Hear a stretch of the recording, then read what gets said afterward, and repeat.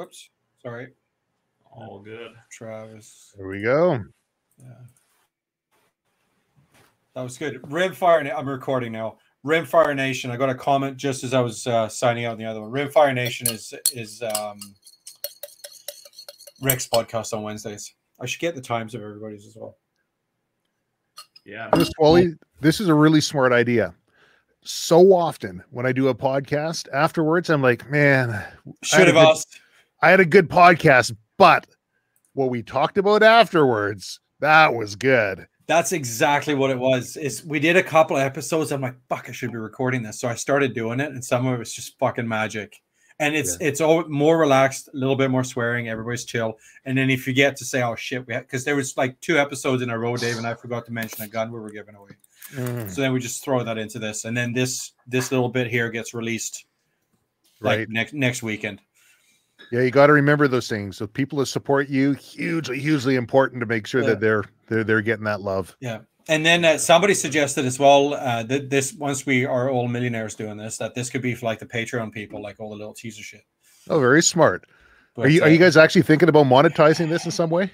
We're not there yet. No. Yeah.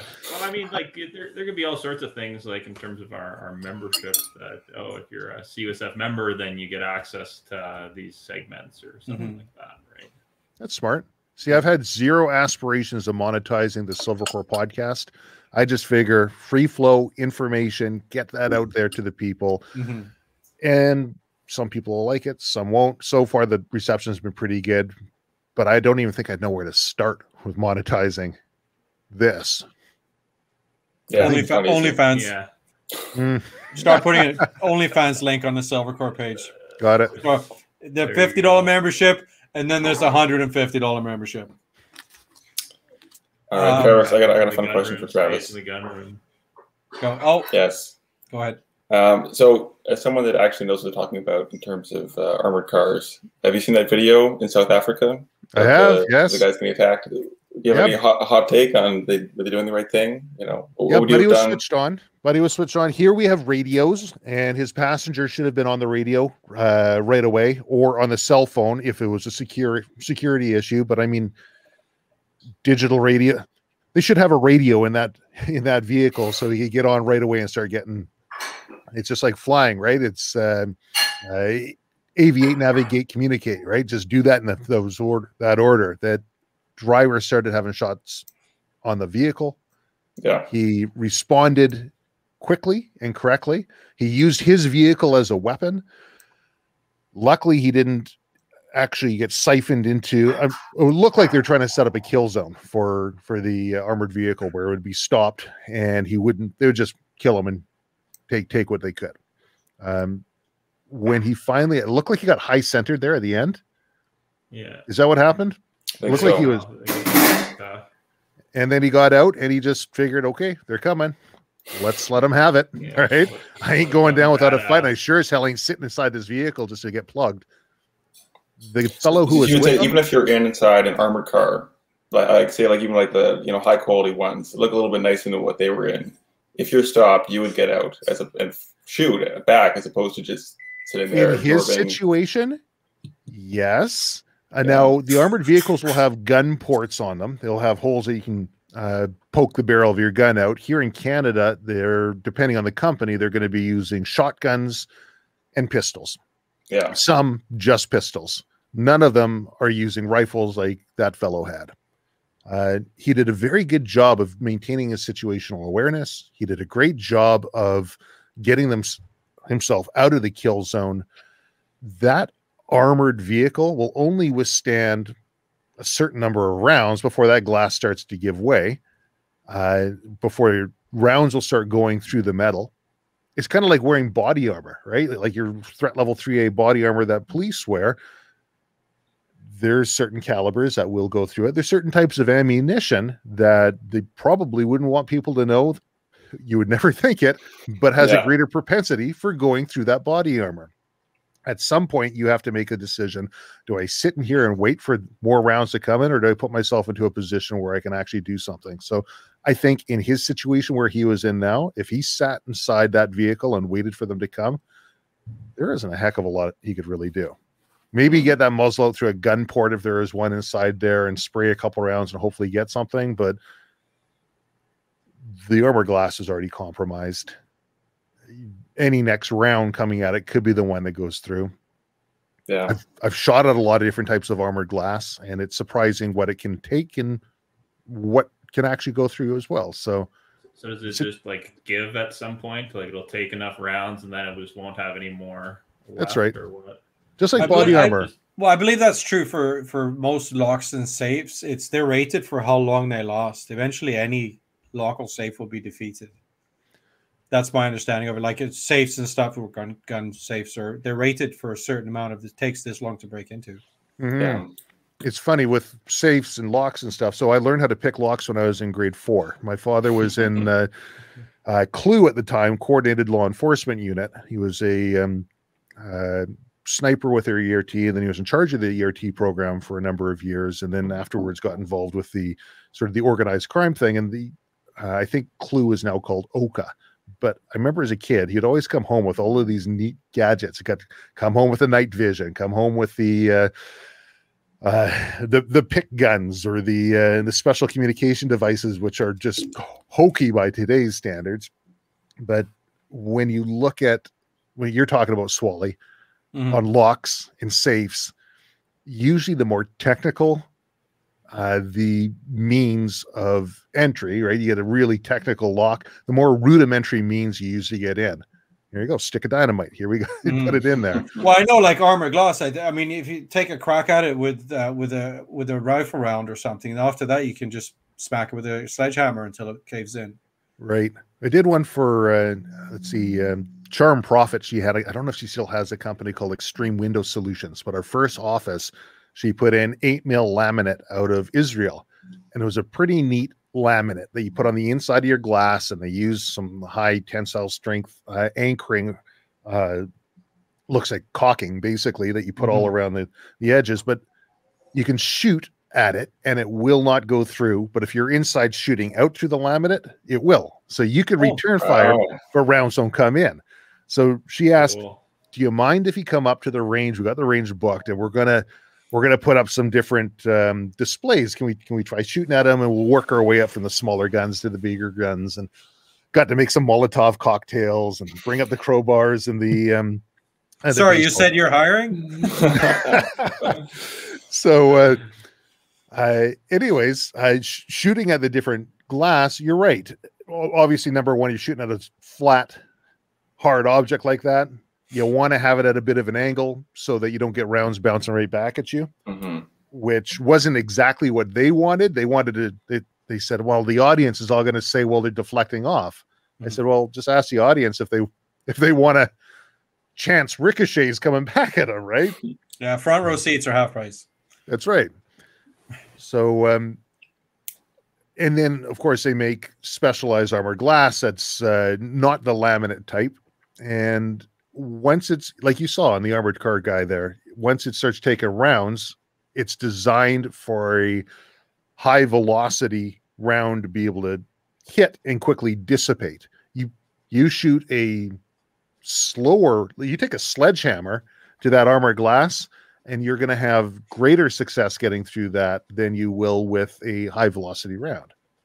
In body armor, for example, like the Kevlar, once you hit, you kind of get a bit of a cross shape of a compromised material, and you can hit anywhere on that cross because all the threads kind of pull, and you'll have a much greater chance of going through on your second round than if it doesn't necessarily have to be one in front of the other. You can get one here and then one on the cross, which is something I found on the body armor that I've had the privilege to shoot at. I've always heard with body armor that it's speed kills. It's the faster rounds are ones that get through. So on your soft body armor, yeah, any little 22 caliber fast ones will go through it like butter. And it's designed to get most pistol calibers, right? Yeah, up to I think about 357 for a threat level 3A. So stuff like body armor 5.7 by 28, kind of these right, fancy NATO cartridges. Or 223. That'll go through like butter. Oh yeah. Doesn't have to be anything super fancy. I remember the really nice thing about body armor, aside from the fact that it's uncomfortable to wear, You sweat like crazy in the thing. I know I do. If it's warm out, forget about it, right? Great in the wintertime because it keeps you a little bit warmer. But it's from, if you're taking punches, body armor is great. And if someone's stabbing or slashing at you, body armor is good to help prevent a bit of that. But most body armor is not super great against stabs. With slashes, it can help. I had a friend that I, years ago when I wasn't even old enough to be in the bars, but I was always a big fellow. And there was a local club here in Surrey called the Ozone. And I don't know if you guys have heard of that one or no. Fair enough. It had some different names associated with it, but the owner at the time came to a gym that I was working at, and he says, "Trav, you should come bounce at the Ozone, right?" We had a bunch of people quit. Why did they quit? Oh, don't worry about it. Just come on. You should come on. Well, they quit because they had a body found in the dumpster in the back, and somebody else went and accidentally shot his friend in the face, all within the same week period, out in the parking lot. So the people said, no, that's not it for me. But anyways, there I was, 17 years old, working in the club as a bouncer, and threw the body armor around and taking punches in that. Fantastic. And another friend of mine ended up getting stabbed in the front a couple times, in the back, and then he caught it in the arm, and that where the body armor wasn't, that's where he got the worst of it. But he had tiny, small incisions, and each point where the blade was able to go through the body armor, but in the arm he got caught in and cut through his bicep. But had he not been wearing that, I think it would have been a heck of a lot worse for him. I guess we're just going to go down this rabbit hole. Talk about body armor. So I heard some people say like the steel stuff with the spall coating is just worthless, and that if you're going to go hard armor, you got to go ceramic.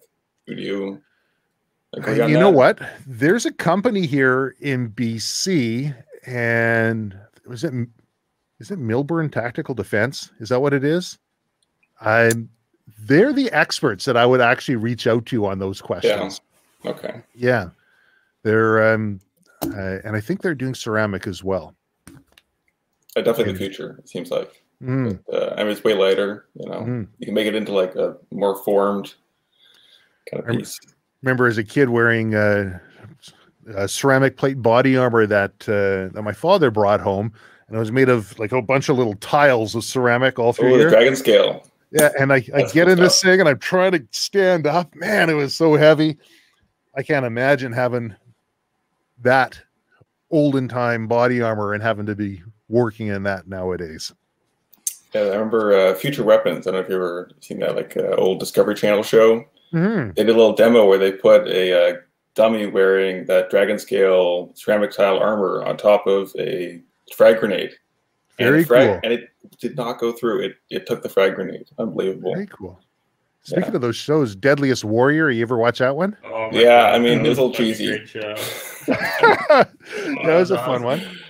Oh, we had the host from Deadliest Warrior on the Silvercore podcast. So that was kind of cool too. What's that guy's name? Jeffrey Thor Demolaine. I can never pronounce his last name. Man, he took himself very seriously, which a lot of respect for. You know, he's a really bright fellow, and yeah, kudos to him. He's got some accolades, and he's in the area of force science. He's really helped excel things, and that's probably a podcast that I'll be doing in the future. Is just talking about force science and use of force, both from the police side and for the public, what they should expect when they take a look at things in the news and like, oh, that officer should never have done that. Couldn't have he fired a warning shot or whatever it might be, right? Give a little bit more of a real context. That's now that I don't know if I mentioned before, I've got ADHD, so I'll mark that one down right now. That'd be awesome. And, there's some awesome videos out there. I mean, not it's like tragedies that people get hurt, but interesting to look at on, YouTube and elsewhere of scenarios where, man, people just, you think like, oh, like one shot and they go down, but no, people taking like, 10, 20 shots and still coming at officers. Oh yeah. And it shows that, he shot him 10 times. Doesn't mean that he's really trying to kill the person. Just means that they're not backing down. Well, you shoot Shoot to to stop. neutralize the threat. Yeah. Right? When the threat stops, you stop. It is how it should go. And people say, well, you're teaching people to shoot two to the body, one to the head, right? Or down to the pelvic girdle. You're teaching them to kill. Yeah. Well, no, that's a body armor drill. And if they're not stopping, then you have to OODA loop, observe, orient, decide, act. You reassess and you make shots to where you are going to be able to stop the threat. To train somebody to kill would be, let's say you're in a protracted firefight, this mythical protracted firefight. You get some hits on, bad guys down, and you decide to walk on over and take your firearm out and give a pop. That's completely different, right? Yeah. So the having a proper knowledge, I think, for the civilians out there to be able to take a look at what the police are dealing with. We had a fellow who dealt with the Zikansky. I was going to mention that. Yeah, that was in Vancouver. Yeah, that's right.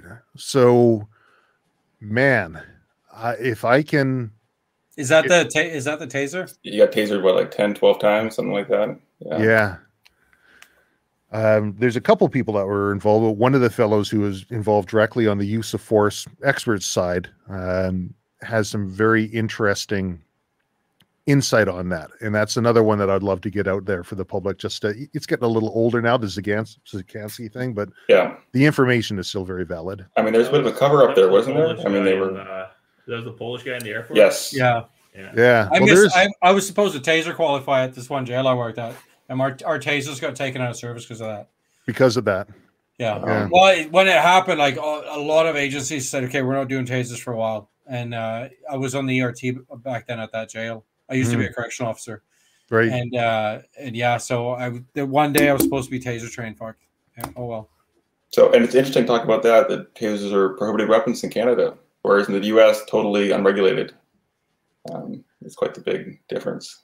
In Canada is a little different. I mean, if you have yourself a stun bat, you can have one of those, no problem. If you want to get a cattle prod, no problem. But yeah. The U.S. isn't without its own strange rules as well. For the most part in Canada, at least our strange rules are federal for the most part. Mm-hmm. In the States, you go between class 1, 2, and 3 states, and you can have full auto and suppressors out in Oregon, but you take that over to another state and you're going to be in a lot of trouble. There's a little more uniformity to how we put them in, but there's always going to be some ridiculous rules one way or the other. It's just throwing this out there. As someone that teaches defense courses, say the tasers were an option for civilians to own in Canada. Could you ever recommend that a person would say, carry a taser in their purse or their backpack? Pepper spray. Pepper spray? Okay. Pepper spray became illegal for use on humans. At one point, you could go out and get pepper spray. Yeah. The little stun tasers, they're not tasers, not by the taser brand, but those little stun guns that, I don't know if you guys ever seen those or. They just make a loud sound and zap you. Yeah. Yeah. They do nothing. They do absolutely. If you can get an elastic band and snap yourself, right. Maybe get a little bit of twitching.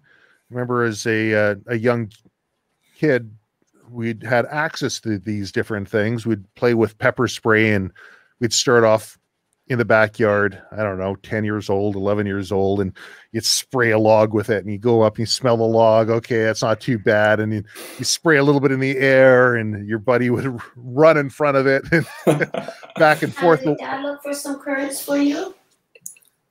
What I found was that the carriant on the pepper sprays will make a big difference. So the mist carriant, if you inhale that, holy crow, you're not having a good day. If that gets into your lungs, into mucous membranes, it feels like you can't breathe. You just keep snot coming out everywhere, and all you're doing is breathing out.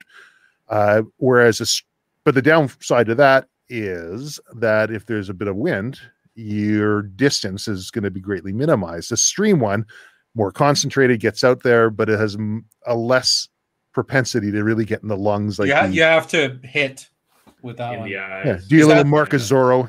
That's the one we carried in corrections, federal and I've worked BC, Alberta, and federal corrections. All 3 agencies carry them.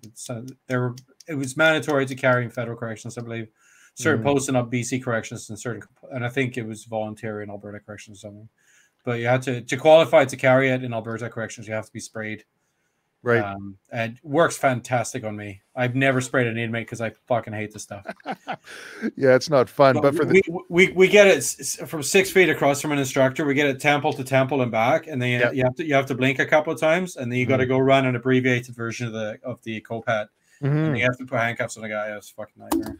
It's not fun, is it? Oh no, fuck! I hated it. It was good, and I swallowed some as well, so I was burping like crazy for like an hour.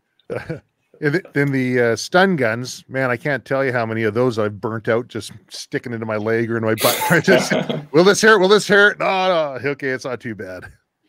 Having never been tasered, I would rather be tasered than pepper spray, and that's the argument as well. I don't know if you can chime in on this because you teach the bear defense, but a mist of spray over a bullet. A lot of people say that spraying a bear is going to be more effective than trying. That's what they ask. Yeah, bear versus spray.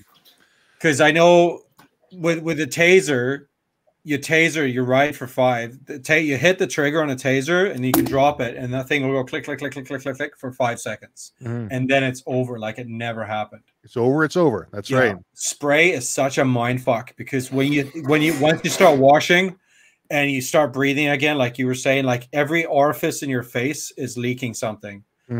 And then you wash and it starts calming down. And as soon as you hit air again or whatever, it starts again. And you're washing. It took me probably an hour and a half to decontaminate it. And I was fucking exhausted by the end of it. But you'll remember that for the rest of your life. It takes the fight right out of you. Like I could fight through it. But once like I'd still be swinging blindly, kind of trying to look through your eyelashes and stuff on pepper spray. Whereas a taser, I mean, it decapacitates you fully for 5 seconds, and that's when you need to jump on and grab the guy and slap some cuffs on. So with the bear one, I was asked a long time ago to put together a bear program, and I said, well, I love being outside. I love the outdoors. I know about bears. I've been around bears, but I'm not a bear expert. I have more background and experience on the firearms side, and they wanted a firearms component as well. They wanted a lethal, and they wanted a non-lethal component to it, or less lethal. And so I reached out to Gary Shelton. Gary Shelton is a renowned expert in the field, and he lived up in Bella Coola. And it just so turned out that he was right next door to my wife's aunt's place up in Bella Coola. So it worked out pretty good. He says, I'm getting out of the game.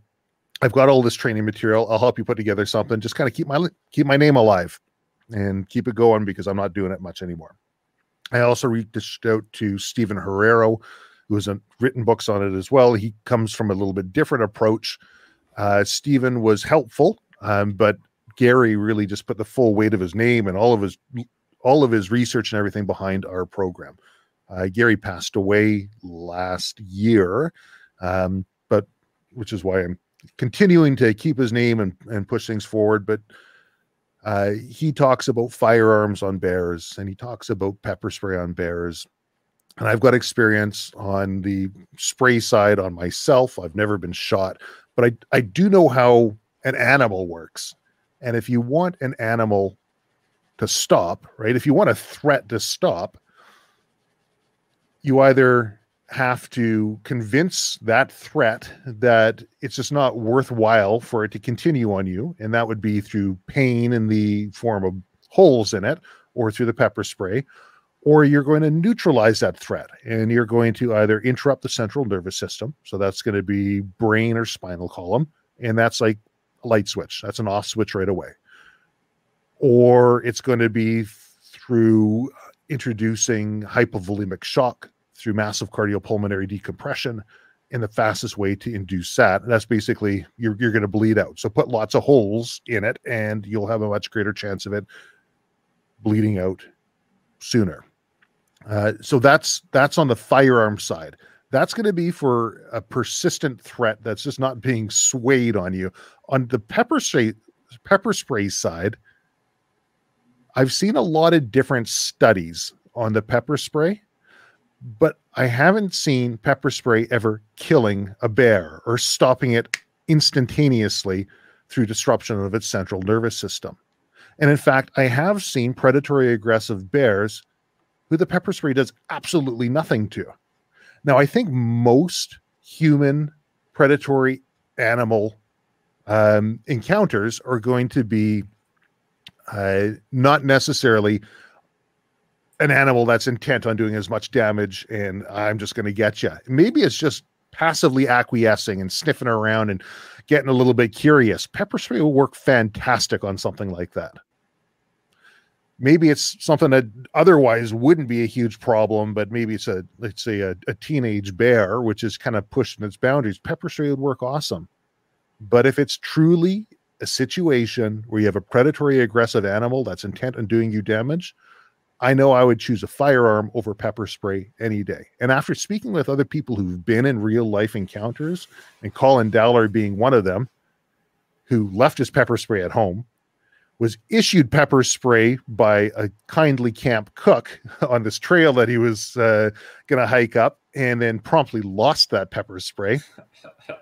Not to be, you can always play the what if game, but from the story that he told of this bear coming up to him, it sounded like a juvenile bear pushing its boundaries, and pepper spray very well might have changed the situation from him almost dying and having to be heli-vac'd out after having holes ripped into his back and chewing down on his leg and using his one good leg on the bicycle and pedaling himself for miles to get back down to a place where he could get a radio call.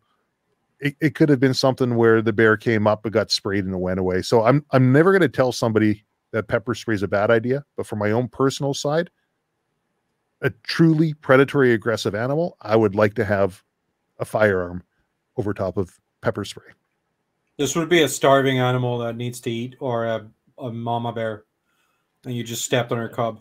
Sure, or maybe like sort of like home range killing, or it could be. There's a whole bunch of situations when a bear could find itself in a situation where it just wants to be an asshole, right? But for most of the encounters that people get into, and of course this is changing now in BC because a lot of the research has been done by Herrero, who was in Alberta, and Shelton, who's in BC, would be up in this area. That's all changing with the moratorium that we have on, and we're finding instances of attacks happening more often. And I'm definitely seeing the grizzly bears do not have the fear of humans like they did a few years back. Is it just because they don't have that hunting pressure? They don't view humans as a threat. And that it's that quick. That couple of years is enough for them to change their minds. In fact, there are groups like the Tell-Tens turned around and said, look, this is becoming a problem. We're going to start, the indigenous groups, we're going to start hunting these grizzlies again because we have to. Yeah. It's a much bigger conversation. Grizzlies are cool looking animals. They're fuzzy and they're cute. There's an emotional attachment that people will have. The same thing, like I did a podcast with the Wild Sheep Society and talking about the wolves right now. These are easy animals for people who are not into hunting to get behind because a wolf looks like your dog. Like, who would want to hurt a dog? And I totally get it.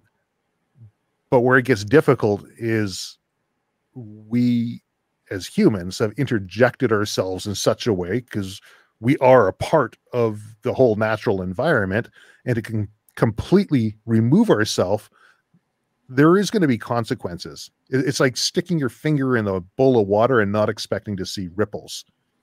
So what those consequences now are starting to play out. Yeah, you get a lot more human wildlife interactions. And it's, some people put it, they say, well, why? The bear's out in the wild. Why do you have to bother it, right? Well, the bear's got just as much a reason to be out in the wild as you do. What gives the bear more priority than you? Really? And Shane Mahoney put it, he says, people ask me, they say, you love these animals. How do you square that with being a hunter? He says the question isn't that there's a different set of rules for the animals than there is for humans. The question is that I am one of them. We are all a part of this, and we have to find a way that we can work together. So I guess to circle back, when we take a look at the bear one, that is a question of how do we work within our environment for something that's going to be sustainable for their species, and it's not going to create consequences for other species. Like with the wolves, the caribou population is getting just decimated. There is a conservation plan in place based on how things have always been done, and if we change that, you can expect the caribou's population where they are, it's going to be gone. Yeah. There's going to be more wolf-human interactions. It gets tricky. It's a difficult conversation for a lot of people. And I think what everyone's kind of advocating for, some people say, oh, you got to look at science. And other people say, no. It's all about social license, right? What people accept.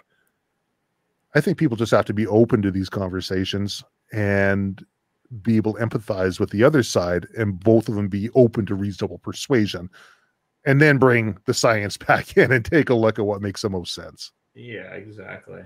Find that common ground and understand that, hey, you're another person and you'll give my ideas a fair shot if I'll give your ideas a fair shot, right? Mm.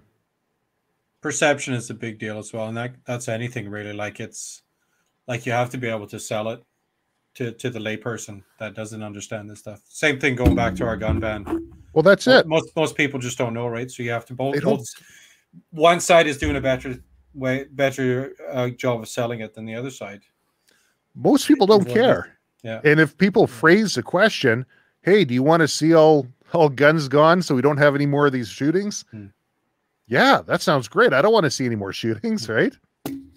Well, it's a bit more complex than that. And we're dealing with a situation where people have been indoctrinated through the media and through our educational system, where we are essentially socially engineered to view an inanimate object in a certain way. And as a firearms owner, you guys know this, and you're not going to overcome that with the general public overnight. It's not going to be like, oh, you're stupid. Come on, guys.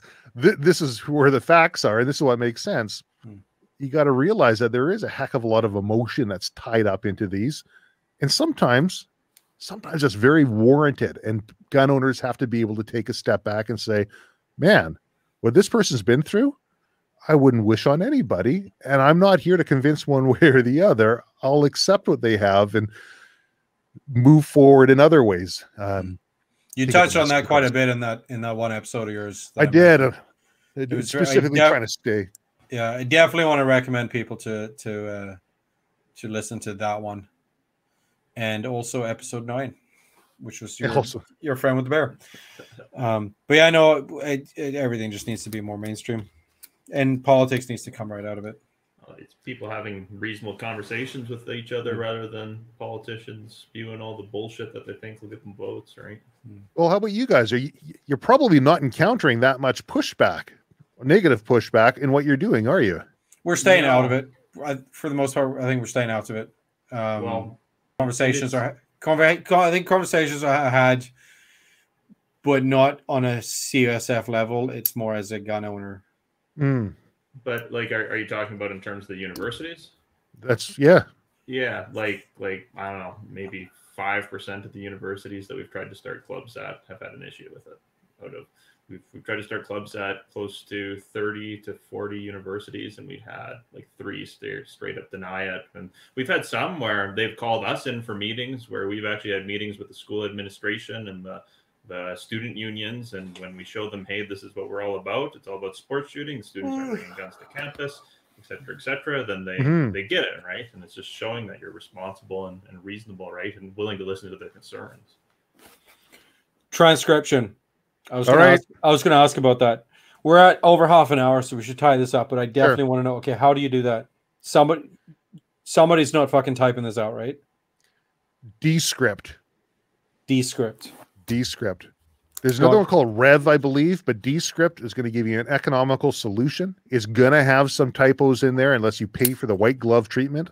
Yeah. But it's a monthly subscription. It's a basic SaaS or software as a service, and it can do some pretty funky things, which I never even use. Like you can actually edit the audio through the text. Like if somebody says something, you can delete that and it'll delete it from the audio. Cool. Yeah. It has. We should. Oh fuck! What was the guy's name from Vortex? He had one magic Reg. line. He had one magic line in there about a bumper sticker. That if we got rid of that, we could air it.